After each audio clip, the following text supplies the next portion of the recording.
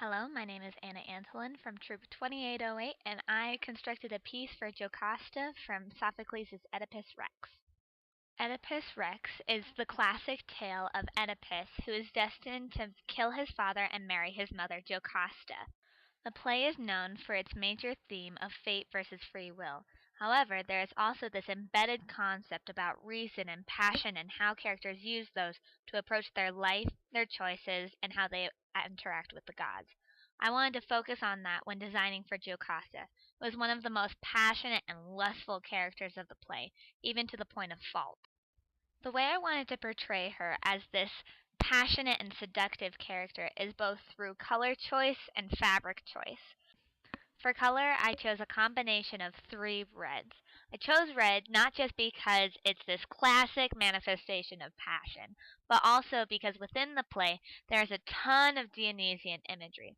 Dionysus was the god of wine, and so I wanted this costume to have a wine-like quality to it, where it would be both fluid and change color with the different fabrics, and then also flow, which brings me to my fabric choice. I chose two chiffons and then one georgette. This fabric, while beautiful, is kind of hard to work with, so I took a number of precautions to make sure it was handled with care.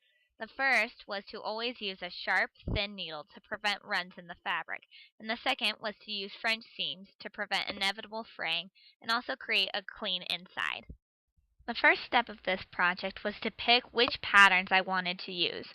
While neoclassical designs are in fashion right now, it was hard to find suitable patterns, so I ended up combining two different Berta-style patterns.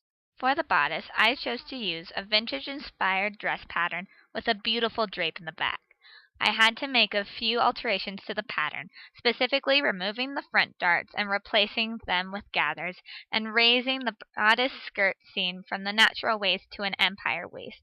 These alterations led me to use a muslin out of old sheets to perfect the design, which I then used to cut the real fabric.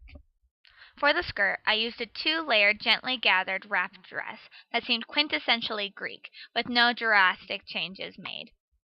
While the blocking for Jocasta does not require strenuous movement, I still made sure that the hem of the dress is higher in the front to allow ease of movement for the actor, while it's lower in the back to maintain the luxurious drape. I also added a number of details to embellish the costume, including a simple drape made from a rectangular piece of fabric, the brooches required by the plot, a belt, a chain to drape down the back, and pleather armbands held together with snaps. I was also able to stay well within budget, spending no more than $70 along with some found objects. And now, thank you so much for your time and invaluable feedback.